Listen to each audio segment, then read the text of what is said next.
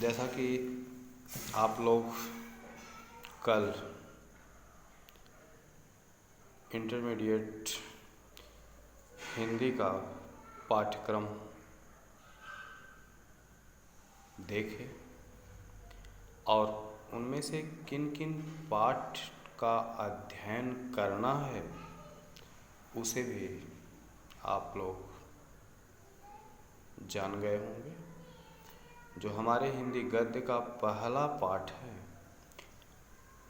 उसका नाम है निबंध का राष्ट्र का स्वरूप और उसके लेखक हैं डॉक्टर वासुदेव शरण अग्रवाल जी। तो सबसे पहले किसी भी निबंध को पढ़ने के लिए हमें उस निबंध के लेखक का जीवन परिचय जानने की आवश्यकता है। वासुदेव शरण अग्रवाल जी में ऐसा क्या था जो उन्होंने राष्ट्र के स्वरूप निबंध को 3 भागों में विभाजित करके लिखा। इसलिए निश्चित रूप से डॉक्टर वासुदेव शरण अग्रवाल निबंध के क्षेत्र में अपना अमूल्य योगदान दिया है, तो उनके जीवन परिचय को जानना भी नितांत आवश्यक है।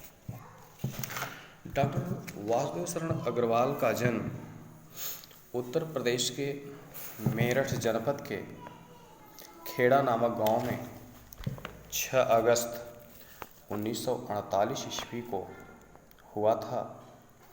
माता पिता का निवास लखनऊ में होने के कारण इनका ज़्यादा समय लखनऊ में ही व्यतीत हुआ।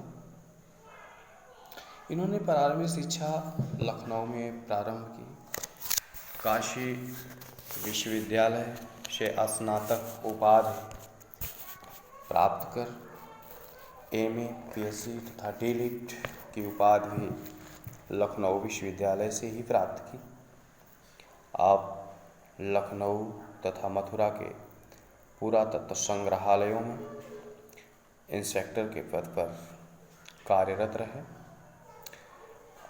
सन 1946 से 1959 ईस्वी तक सेंट्रल एशियन एक्टिविटीज़ के सुपरिंटेंडेंट पद पर भारतीय पुरातत्व विभाग के अध्यक्ष पद पर कार्य किया। सन 1959 में आप काशी हिंदू विश्वविद्यालय के कॉलेज ऑफ इंडोलॉजी में प्रोफेसर नियुक्त हुए। आप समय समय पर भारतीय मुद्रा परिषद नागपुर, भारतीय संग्रहालय परिषद Patna, all India oriental Congress fine art section Bombay तथा राष्ट्रीय संग्रहालय दिल्ली के अध्यक्ष रहे। इस प्रकार भारतीय संस्कृति और पुरातत्व का महान विद्वान जीवन पर्यंत शोध और अनुसंधान का प्रकाश बिखेरते हुए 26 जुलाई 1967 को सदैव के लिए यह साहित्य का योद्धा सदैव के लिए सो गया। डॉक्टर वासुदेव शरण अग्रवाल ने हिंदी साहित्य के अच्छे ग्रंथों का शोध किया, उनका संपादन कार्य किया और यही नहीं, पाणिनिकालीन भारत, हर्षचरित, एक सांस्कृतिक अध्ययन जैसे अच्छे शोध कार्य किए। वहीं जायसी के पद्मावत जैसे खंडकाव्य की जीवट व्याख्या कर हिंदी साहित्य के प्रेमियों को लाभान्वित किया। पृथ्वीपुत्र, कल्पवृक्ष, वाग्धारा जैसे राष्ट्रभक्ति से संबंधित निबंध संग्रह लिखकर भारत माँ के साहित्य को समृद्ध बनाया। वैसे इन्होंने रचनाएं तो बहुत लिखी, लेकिन इनके जो निबंध संग्रह थे उनमें महत्वपूर्ण पृथ्वीपुत्र, कल्पवृक्ष, कला और संस्कृति, वाग्धारा, भारत की मौलिक एकता, माता भूमि, कल्पलता, वेद विद्या। इनके महत्वपूर्ण ये निबंध संग्रह। संपादन का कार्य इन्होंने मुख्य रूप से पद्मावत का किया, श्रृंगार हार का किया एवं अभिनंदन ग्रंथ का किया। और राधा मुकुंद मुखर्जी ने एक हिंदू सभ्यता नामक किताब लिखी थी, उसका इन्होंने अनुवाद भी किया। आप एक कुशल पुरातत्ववेत्ता, शोधकर्ता एवं संपादक के रूप में हिंदी जगत में अविस्मरणीय रहेंगे। डॉक्टर वासुदेव शरण अग्रवाल का साहित्य जब पढ़ा जाता है तो उनके निबंधों की भाषा जितनी शुद्ध और खड़ी बोली से युक्त है, शायद ही किसी लेखक में ऐसी खड़ी बोली देखी जाती हो। संस्कृत शब्दावली की प्रधानता होने पर आपके निबंधों में क्लिष्टता भी आई है, दुरूहता भी आई है, लेकिन वहीं देशज शब्दों के प्रयोग करके आपने निबंध की भाषा को सरल और सुबोध भी बना दिया है।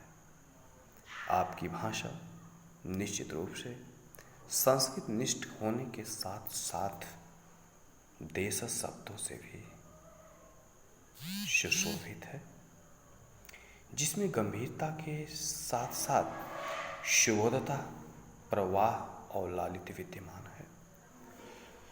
भारतीय पुरातत्व के पुरोधा डॉक्टर वासुदेव शरण अग्रवाल हिंदी साहित्य के ललित निबंधकार के रूप में जाने जाते हैं एवं शोध कार्य में उनकी तुलना कर पाना शायद संभव हो। उन्हें एक विद्वान, संपादक, अनुवादक एवं टीकाकार कहना भी गलत नहीं होगा। राष्ट्र का स्वरूप वासुदेव शरण अग्रवाल के निबंध संग्रह पृथ्वी पुत्र से अवतरित है, जिसमें राष्ट्र के लिए आवश्यक तत्व क्या क्या होते हैं,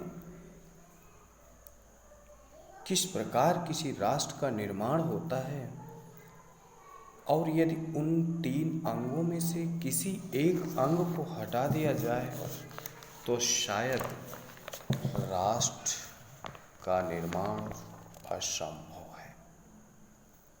इसलिए डॉक्टर वासुदेव शरण अग्रवाल का मानना है कि पृथ्वी का निर्माण तो देवताओं ने किया जो अनंत काल से है। हम उस पृथ्वी को अपनी माता के समान मानते हैं, और जब ये भाव मेरे अंदर आएगा तो निश्चित रूप से यहाँ का जन मतलब यहाँ का मनुष्य उस पृथ्वी को अपनी माँ के समान इज्जत, मान, सम्मान देगा। तो हमारी